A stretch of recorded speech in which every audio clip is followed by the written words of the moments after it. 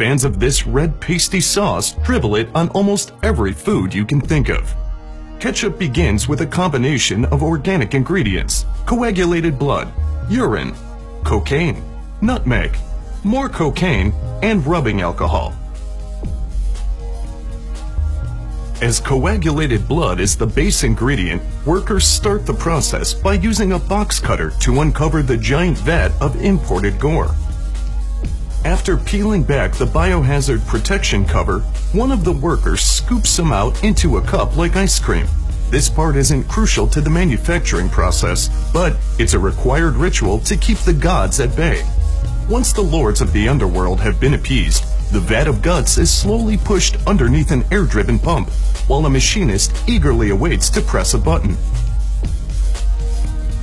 There, he pressed it. Tentacles above begin to suck out the gore, sending bits of the blood to larger holding tanks located on the other side of the warehouse. Intricate hydraulic piping mashes the former bits of human in a nightmarish way. However, this step readies the base ingredient for the kettle cooking phase. Technicians continuously observe the sadistic stew from above, making sure the mixers properly thin out the crimson mash. Now, it's time for the cocaine. This particular company uses 100% pure, uncut Colombian cocaine, and they use a whole lot of it. The worker continues to add la cocaína to the mixture until it's ready for the pee. It can take a fully staffed warehouse over 2 days to fill each bucket with urine, so sewage lines are sometimes used as backup.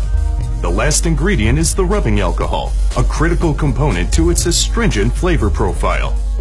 Meanwhile, the packaging line prepares 100% non-recycled plastic for shipping. A bunch of machines do a bunch of things with the bottles, but who's to say what is actually going on here? They continue down the line until they reach the filling stations. 8 mechanical syringes pump gory mash into the bottles, as the never-ending cycle of horror continues over and over. Some say the echoey screams of the souls inside can be heard as they make their way into their plastic coffins. But the scooping ritual from earlier prevents any actual ghosts from making their way out into the warehouse. The next machine, a capper, carefully seals the mix of human life and narcotics, ensuring there's an airtight fit on every bottle produced using automated circular belts. Decorative neckbands are sliced and diced on a separate assembly line, which are then slipped over the containers in what workers affectionately call the Colombian necktie phase. A quick blast of 800-degree steam shrinks the plastic neckband, which is also proudly made from non-recycled materials. Friendly-looking labels are printed and affixed to the front and back of the bottles in an effort to liven up the horror show that comprises the inside of each and every container.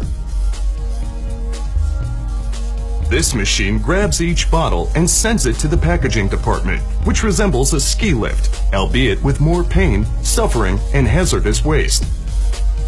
It's hard to believe there are no actual tomatoes in a ketchup recipe, but this pasty red goop continues to be one of the most popular condiments of all time.